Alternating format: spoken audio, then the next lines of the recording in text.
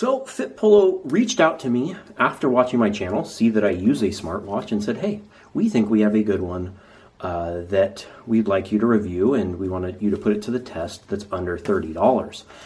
And that's what I'm going to do today. So first off, I guess what I'm going to do, I'm going to compare it to my Apple Watch.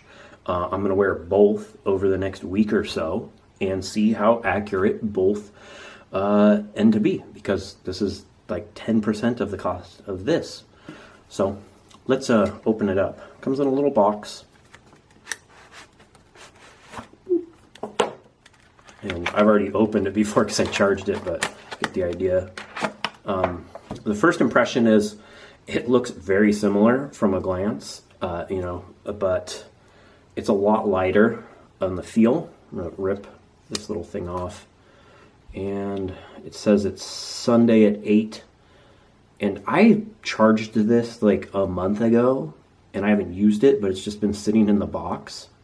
And it's still at 37%. And that's the biggest drawback of the Apple Watch is I need to charge this thing, either charge it all night, and then you don't get your sleep data, and which I think is super important. Or what I do is I charge it in the morning while I'm getting ready, making breakfast, etc., and then I charge it at night before I go to bed. And sometimes I forget, then it dies.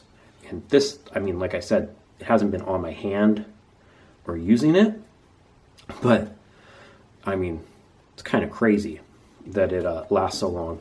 It has a little USB charger on the back.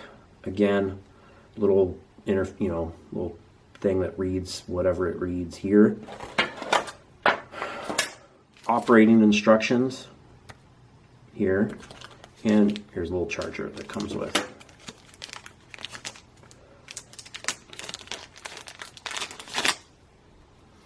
A little prong, little USB charger. So let's go ahead and try it out. More traditional of a band, where an Apple Watch, what I think is the coolest thing about it is the slick band, which goes through and just loops, and it's like this, where this is more of a traditional just buckle setup. So it just goes, and then you loop it through like that. So not as good of a band. Rubber definitely doesn't seem as pliable, and a little thinner. The weight on them is like, this thing feels 3 times as heavy.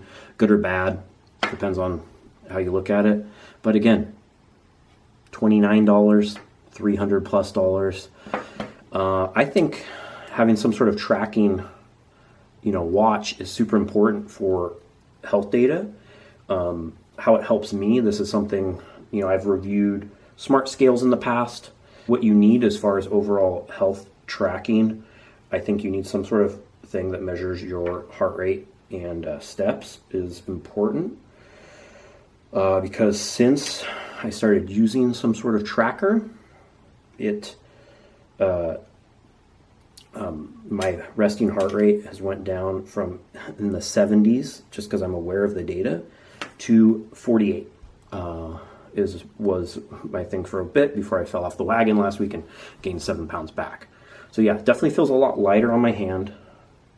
But it from a glance from here, not that many people are going to tell it's not an Apple Watch other than the band, which is actually, it's very comfortable, and the lightness feels kind of good at the moment. So we'll see. So I've been testing my Fitpolo fitness tracker watch for about a week now, and here's my initial thoughts. The battery is at 62%, and that's wearing it just about every day. I think I forgot once for about 7 days, so that's really impressive. It's about half. They say it has a 10-day battery life if you're using it a lot. I take mine off sometimes, so that seems about right, if not more. And that's definitely my favorite feature of it compared to the Apple Watch, which I have to charge twice a day if I still want some sleep data.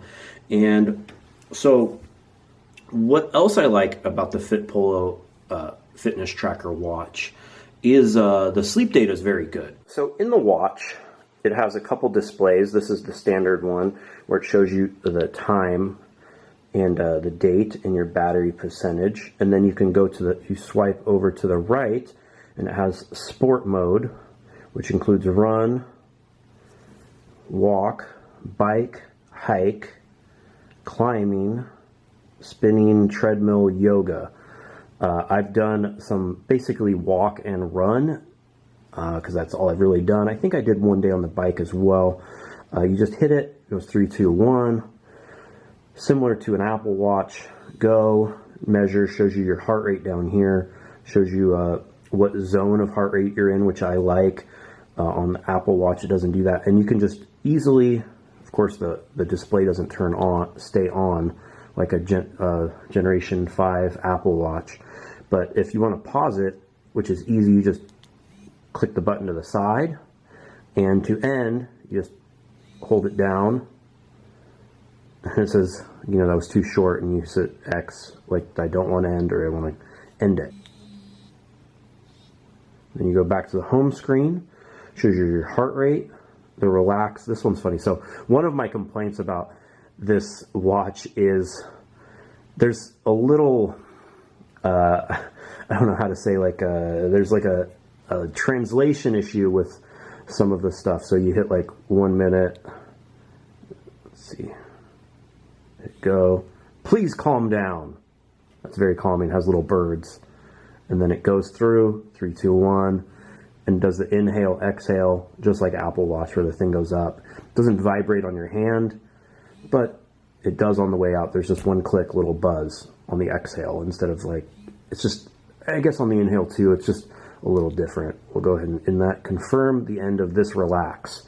See what I mean? There's a little translation issue from whatever to English. You can go here, music controller. This is one of the things I didn't like very much, is like, just as connected, and you can just press play or whatever. One of my favorite features of an Apple Watch is that I can fast forward through ads on podcasts, but it'll still, you know, you can still stop and play. It just doesn't go to the home screen, I don't think. So you have to go here. There's a timer, pretty simple. You know, you can set a timer or a stopwatch, you know, different, whatever amount you want. That's useful. You can go to your sports record, and this shows you data from what you did, and then you can click and you can see it shows you how you know, your different things like your heart rate, how long it was, steps, miles, calories burned, etc. And it stores them all in there, which is pretty nice. In the settings, you can dim the brightness, which is pretty bright and full. I should have turned that on before I showed this video. You can change the dial around. I like that reindeer. That's a weird little clock, and that's some sort of flower thing. Those are the 4 you can do. I'd say that one, this is the standard one that it comes with, is probably the most useful overall. What else is in here? It shows you your notes. If you swipe up, the text, it's definitely a little more low-key. It looks like a 80s DOS computer when it comes through to show you text and stuff. But so, you know, some of the graphics are a little hokey in a way, but that's probably one of the reasons it has a long battery life.